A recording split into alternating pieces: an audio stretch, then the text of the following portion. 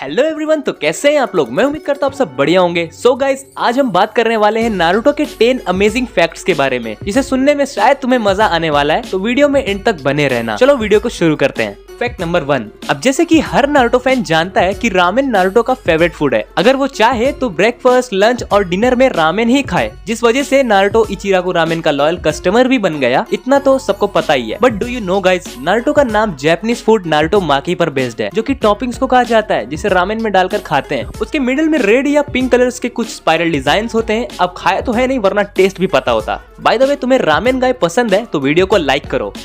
Fact number 2। Japanese version में Naruto को series में 2 वॉइस एक्टर्स ने आवाज दी है। एक जुंको तकेयुची, आई होप प्रोनाउंसिएशन ठीक हो, जिन्होंने बहुत सारी सीरीज में कई मेल कैरेक्टर्स को अपनी आवाज दी है, जैसे कि 1999 में आई हुई हंटर एक्स हंटर के मेन कैरेक्टर गॉन फ्रीज को। उसी तरह पूरी सीरीज में Naruto, Naruto Shippuden and Boruto में भी जुंको तकेयुची ने ही नारुतो को अपनी आवाज दी है। सोचने वाली बात है, जब सारी सीरीज में इन्होंने ही आवाज दी है तो दूसरे वॉइस एक्टर की क्या जरूरत थी। देखो, जरूरत थी। नारुतो को एक और वॉइस एक्टर ने आवाज दी है, एमा कोगुरे, जिन्होंने नारुतो के सेक्सी जुत्सु वाले वर्जन को आवाज दी है।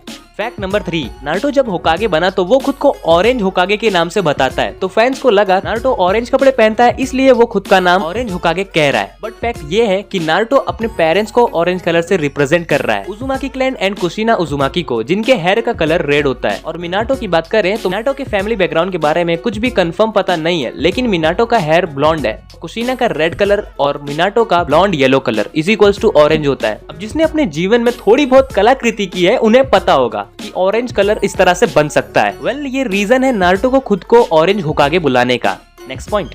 Fact number 4। पता है गाइस, नारुतो का उसके पेरेंट्स से मिलने वाले एपिसोड्स कभी नहीं बनते अगर ये नहीं होता तो। नारुतो के राइटर मसाशी किशिमोतो ने अपने राइटिंग के प्रोसेस के दौरान लोगों को बताया कि उनका डिसीजन पहले ऐसा था कि नारुतो अपने पेरेंट्स को कभी नहीं जान पाए ताकि वो अलग रहे। बट जब मसाशी किशिमोतो खुद एक पिता बने, तब उनका डिसीजन बदल गया। किशिमोतो के अपने बच्चे के साथ रिश्ते के वजह से उन्होंने डिसाइड किया कि नारुतो भी अपने माता पिता के साथ रिश्ता रखे। फिर वो नारुतो को मिनाटो और कुशिना से मिलाने के तरीके के बारे में सोचने लगे कि किस तरह से नारुतो को उसकी फैमिली से मिलाया जाए। कई मैटर्स में नारुतो को उसके पेरेंट्स से मिलाने के लिए टाइम ट्रेवल कराने का सोचा गया था, फिर बाद में चक्रा का सपोर्ट लिया गया। वेल, अगर ऐसा दिखाया जाता तो स्टोरी आज थोड़ी अलग होती और मेरी राय में चीजें थोड़ी कॉम्प्लिकेटेड होती, पर मजा नेक्स्ट लेवल का होता।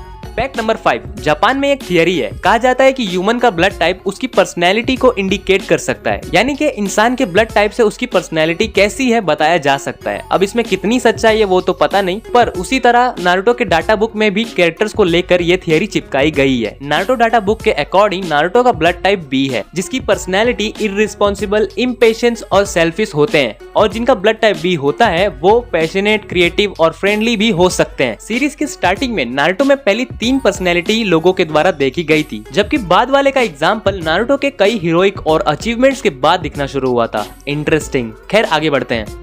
Fact number 6।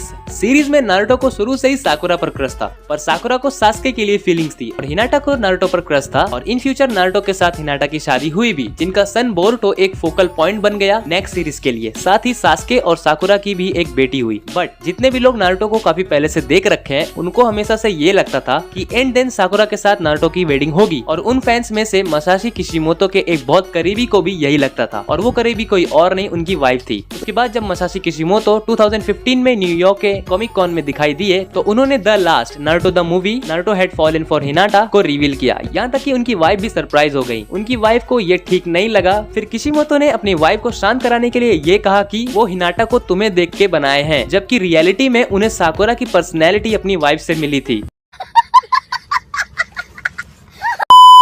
सही है भाई, #Kishimoto. Fact number 7। Do you know guys, Naruto जो गोगल्स अपने फोरहेड पर पहनता था, उसे बनाने में बहुत वक्त लगता था। देखो, जब नारुतो की मांगा फर्स्ट टाइम रिलीज हुई थी तो लोगों को नारुतो का डिजाइन काफी पसंद आया था, ऑरेंज आउटफिट एंड फोरहेड पर एक goggles. But as you know, वो गॉगल्स ज्यादा लंबे टाइम तक नहीं टिकी। एक बार नारुतो को अपना लीफ हेडबैंड मिल जाने के बाद उसने गॉगल्स हटा दिया था, क्योंकि उसे अपना न्यू स्टेटस शो ऑफ करना था। लेकिन सिर्फ यही रीजन नहीं था नारुतो के गॉगल्स हटाने के पीछे। यस, बिल्कुल, मसाशी किशिमोतो को नारुतो के वो गॉगल्स बनाने में बहुत वक्त लग जाते थे, और गॉगल्स हटाने से किशिमोतो को अपने मांगा पेजों को बनाते वक्त उनका समय बचता था।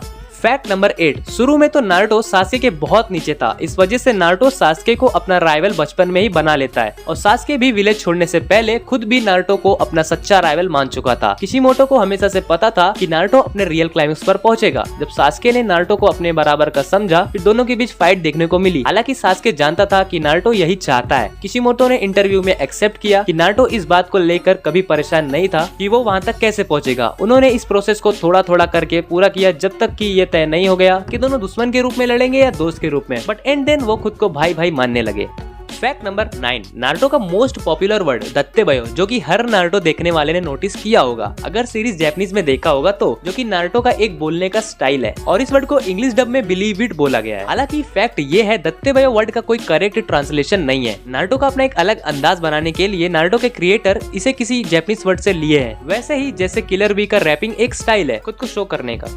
फैक्ट नंबर 10, देखो जर्मनी एक ऐसी कंट्री है जहां वीडियो गेम्स, मूवीज और एनिमेशंस पर बहुत ही स्ट्रिक्ट सेंसरशिप लगाने का रूल है और यही सेम रूल नारुतो की सीरीज पर भी लागू है, जहां निंजा के ब्लेड एनिमेशन से हटा दिए हैं। जब आप जर्मन डब देखते हो तो ब्लेड फाइटिंग सीन्स ऐसे लगते हैं जैसे कैरेक्टर्स हवा में लड़ रहे हो। ये कई मैटर्स में काफी अजीब भी लगते हैं। अच्छा है भाई, हमारे यहाँ इस तरह के समझदार लोग नहीं रहते हैं। अब यार अगर यहाँ तक के वीडियो देखे हो तो मैं तुम्हें कहना चाहूंगा thank you very much. Comment में सिर्फ इस थैंक यू का रिप्लाई लिख देना। सो गाइस, इस वीडियो के लिए इतना ही। अगर तुम्हें वीडियो अच्छी लगी हो तो प्लीज एक लाइक करते जाना और अगर तुम्हारे ग्रुप में एनिमे रिलेटेड फ्रेंड्स हैं तो उन्हें भी इस वीडियो को शेयर करो। और एक लास्ट चीज, आई होप इन फ्यूचर हम और अच्छे कंटेंट लेकर आए, तो चैनल को सब्सक्राइब भी कर सकते हो। मिलते हैं किसी और वीडियो में।